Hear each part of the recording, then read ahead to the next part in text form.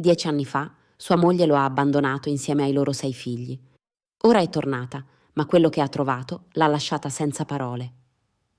Ciao, sono Rossana e sono qui per raccontarti la storia di un uomo che ha perso tutto, ma che ha saputo ricostruire la sua famiglia mattone dopo mattone. La casa dei Morelli, a Roma, era avvolta da un silenzio che non era mai esistito prima. Un silenzio che pesava, un vuoto che si sentiva in ogni stanza e in ogni angolo. Quella mattina Fabrizio si era svegliato e sua moglie, Ginevra, non c'era più. Nessun avvertimento, nessuna discussione. Solo un biglietto piegato sul bancone della cucina, con una confessione scarna e crudele. Mi dispiace, non ce la faccio più. Non aveva abbandonato solo lui. Aveva lasciato loro, 6 figli. Luca, il maggiore, la piccola Ilaria, i gemelli Marco e Sofia, il solitario Paolo e il piccolo Matteo. Quel giorno la casa fu un'eco di domande a cui Fabrizio non sapeva rispondere. Quando torna la mamma? Perché non mangia con noi? Per proteggerli, la sua unica risposta fu una bugia. Alla mamma serve un po' di tempo, disse, ma tornerà. Ma i giorni si fecero settimane, le settimane mesi e poi anni. Ginevra non tornò. La loro vita precipitò in un vortice di caos. Fabrizio dovette prendere anche un secondo lavoro perché le spese per i bambini superavano il suo stipendio.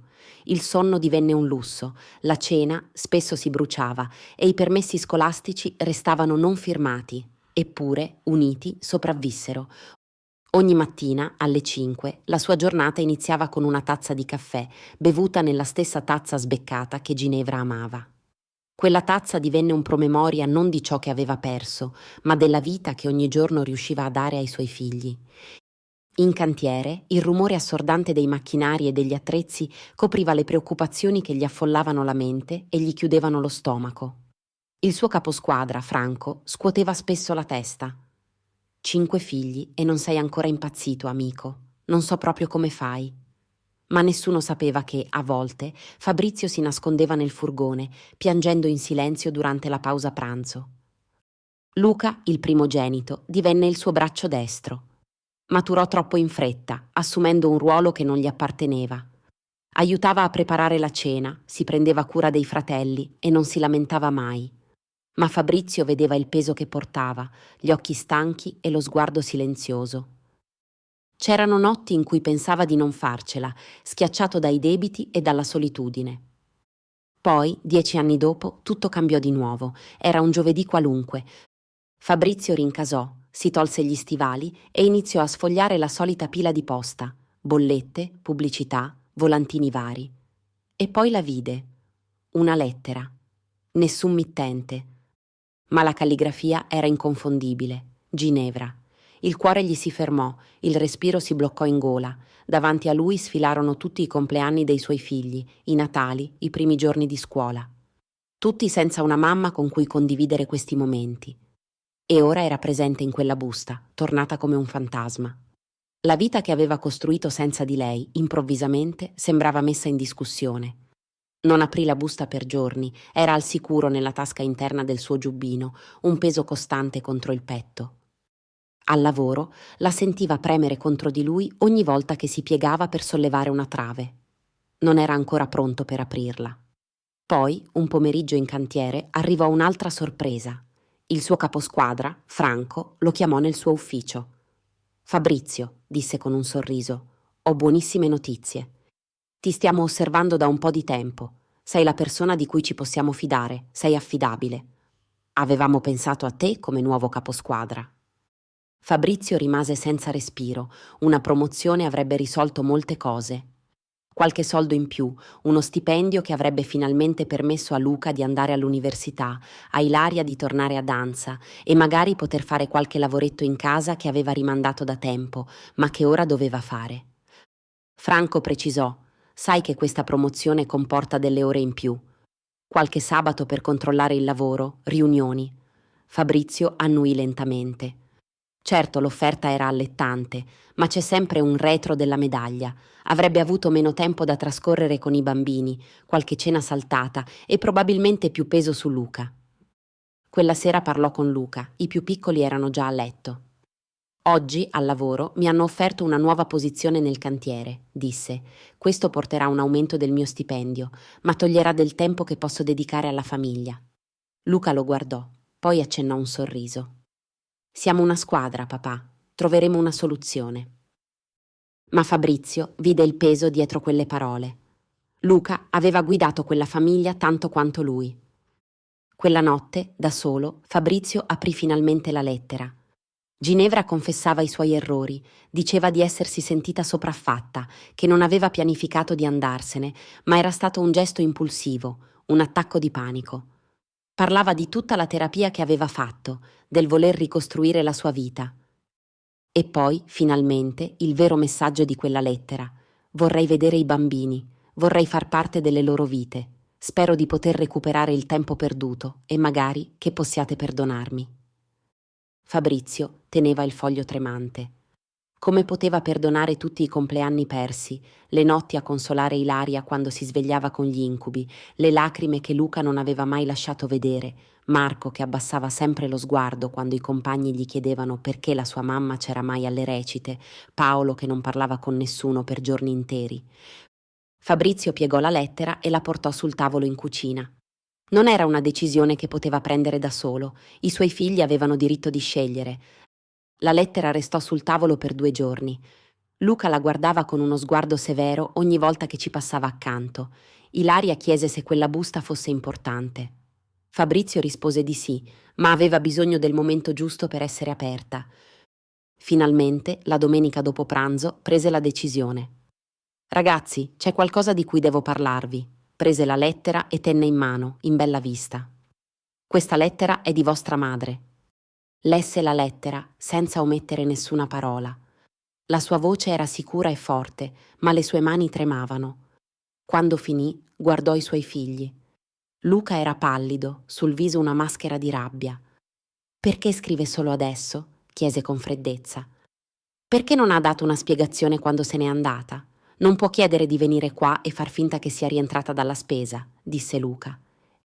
I giorni seguenti tutto sembrò come immerso in una nebbia. Ilaria aveva crisi di pianto, Marco faceva dispetti ai piccoli, Paolo si chiuse a riccio e i più piccoli erano più capricciosi del solito.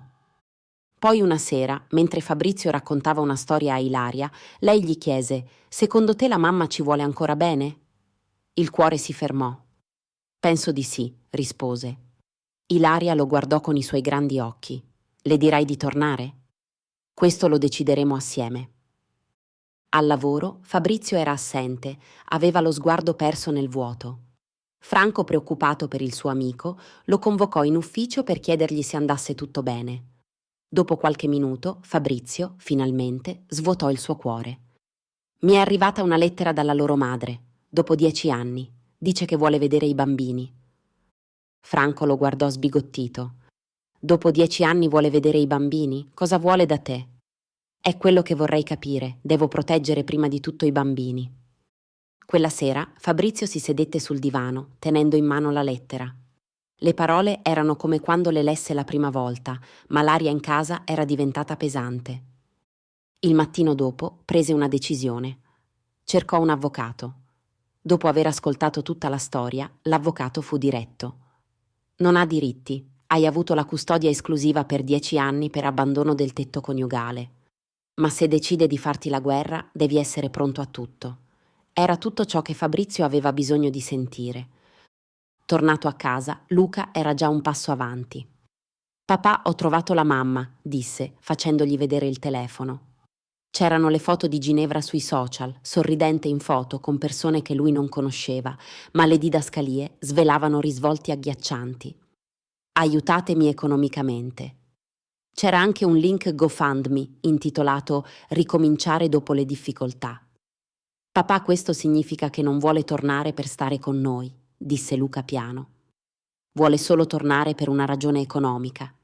Fabrizio, incredulo, fissava lo schermo. Il giorno dopo assunse un investigatore. «Voglio scoprire la verità», gli disse. «Nessuna supposizione, voglio solo i fatti». Quella sera Marco si sedette accanto a lui.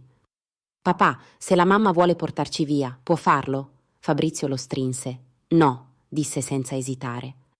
Ci ha lasciato 10 anni fa, senza mai voltarsi indietro. Non le permetterò di distruggere la nostra famiglia. La telefonata dell'investigatore arrivò mentre era al lavoro. Ho scoperto qualcosa su sua moglie, disse. Ginevra era sommersa dai debiti, aveva 2 cause legali in corso e un avviso di sfratto. Era entrata e uscita da lavori temporanei e la pagina di raccolta fondi era l'unico motivo per cui riusciva ancora a stare a galla. E ha scritto su forum online, aggiunse l'investigatore. Pensa che ritornare con i figli possa risolvere tutti i suoi problemi. Riattaccò e il nodo al petto si sciolse in qualcosa di più freddo. Determinazione. Quella sera ci fu una riunione di famiglia. Voglio che sappiate tutto. Non voglio raccontarvi nulla di diverso dalla verità, disse. Dopo che le raccontò di quello che aveva scoperto l'investigatore, Ilaria si alzò. Quindi non vuole tornare perché le manchiamo? Il cuore di Fabrizio si frantumò. No, amore mio, disse Fabrizio abbracciandola. Vuole tornare perché sta annegando, vuole salvarsi. Dopo che tutti erano andati a letto, Fabrizio prese una busta spessa, conservata da 3 anni nel cassetto della sua scrivania. Dentro c'erano documenti preparati con cura. La sera seguente riunì di nuovo i figli in cucina. Qui ci sono i documenti che attestano che siete miei figli e che vostra madre non ha alcun diritto su di voi. Ho dovuto adottare legalmente tutti e 6, rivelò. Un silenzio incredulo riempì la stanza. Dovevo proteggervi. Siete miei per legge. Luca si alzò, guardandolo negli occhi. Hai fatto tutto questo, 3 anni fa, senza dirci nulla. Sì, per assicurarmi che siate al sicuro. Le lacrime scorrevano sulle guance di tutti, anche dei più piccoli. La famiglia, finalmente al sicuro, era libera di sognare senza la paura di essere interrotta. Arrivò un'ultima lettera. La calligrafia era quella di Ginevra. Una lettera breve, piena di scuse, dove ammetteva la verità. Aveva chiesto di tornare per disperazione. Fabrizio aveva dimostrato che l'amore non si misura nei grandi gesti, ma nell'essere presente ogni singolo giorno, nel costruire una base solida su cui poter poggiare per tutta la vita. Aveva dato ai suoi figli qualcosa che la loro madre non avrebbe mai potuto dare: sicurezza senza condizioni e amore senza limiti. Se questa storia ti è arrivata al cuore, non dimenticare di lasciare un mi piace, iscriverti al canale e attivare la campanella per non perderti altri nuovi racconti. Sono Rossana e non vedo l'ora di raccontarti la prossima storia.